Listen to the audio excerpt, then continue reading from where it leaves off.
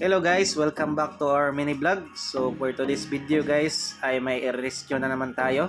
Toyota Wigo. Ayaw daw mag-start guys. So start muna natin.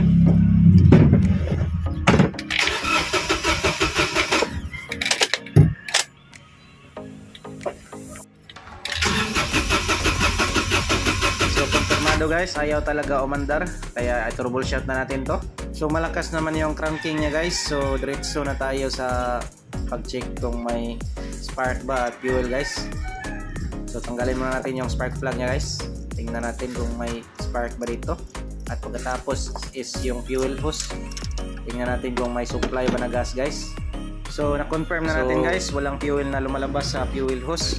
Kaya bumili na kami ng fuel pump guys. At bumili na rin kami ng spark plug. Kasi luma na yung spark plug niya guys at matagal nang hindi napalitan. So ito na yung bagong fuel pump guys.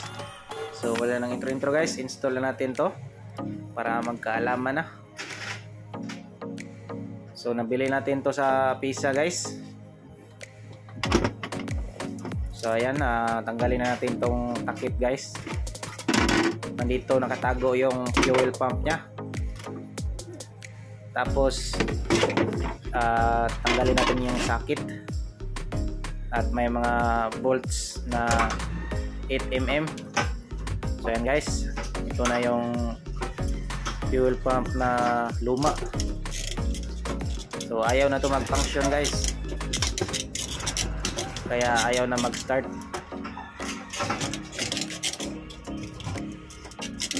So ayan, nakuha na natin.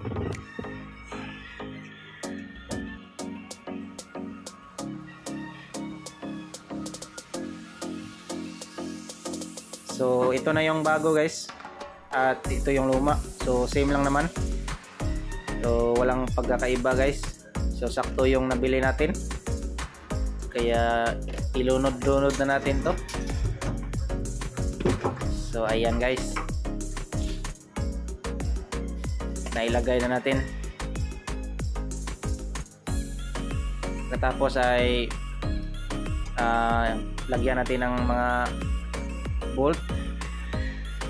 So maliliit na bolt guys, at pagkatapos i-install natin yung hose at saka yung socket nya.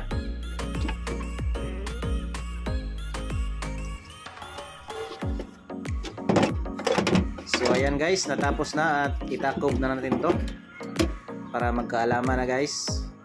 Testing na natin to. So the moment of truth. Hindar mo siya.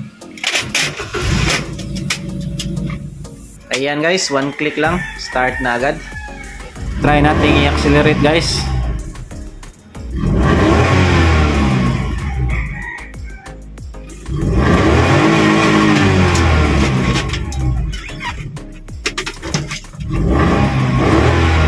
So yun lang pala yung problema niya guys, yung fuel pump niya. Hindi na nagpa-function, kaya ayaw mag-start. Ayan guys, problem solved na.